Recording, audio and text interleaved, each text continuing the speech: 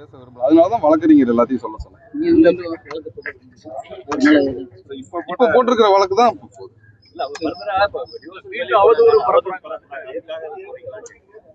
இந்த மைக்கு புலிகேசிக்கெல்லாம் நான் ரியாக்ட் பண்ண விரும்பல, விடுங்க.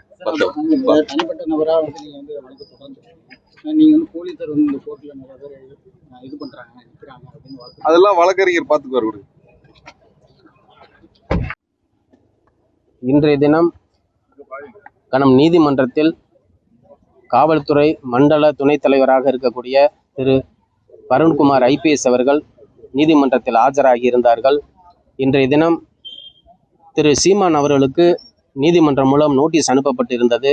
அந்த நோட்டீஸை அவர் பெற்றுக்கொள்ளவில்லை என்ற காரணத்தை நீதிமன்றம் ஏற்றுக்கொண்டு வருகின்ற 7/4/2025 அன்று அவர் நேரடியாக நீதிமன்றத்தில் ஆஜராக வேண்டும் என்று உத்தரவு பிறப்பிக்கப்பட்டுள்ளது.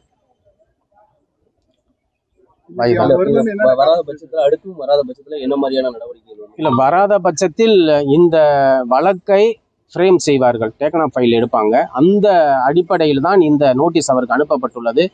இந்த BNSS பற்றி ஒரு வழக்கை பிரைவேட் தனிப்பட்ட முறையில் தாக்கல் செய்யக்கூடிய நபர் அதை பெற்றுக்கொண்டு கனம் நீதிமன்றம் அதை பரிசீலனை செய்து சம்பந்தப்பட்ட குற்றம் சாட்டப்பட்டுள்ள அந்த நபருக்கு அந்த பிரதிவாதியாக இருக்கக்கூடிய அந்த நபருக்கு நீதிமன்றம் நோட்டீஸ் அனுப்புவது அது சட்ட வழிமுறை. அதன் அடிப்படையில் அவர்கள் அனுப்பினார்கள்.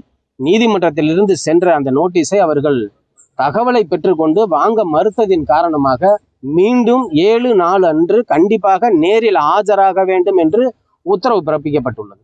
அன்றைய தினம் திரு சீமான் அவர்கள் 7/4 அன்று அவர் ஆஜரானால், ஆஜராகவில்லை என்றால் நம் நீதிமன்றம் அதன் அடுத்து உத்தரவுகளை பிறப்பிக்கும். இல்லை எந்த மாதிரியான நடவடிக்கைகள் பிடிவாரண்டு போடுறதுக்கு வாய்ப்பு இருக்கு.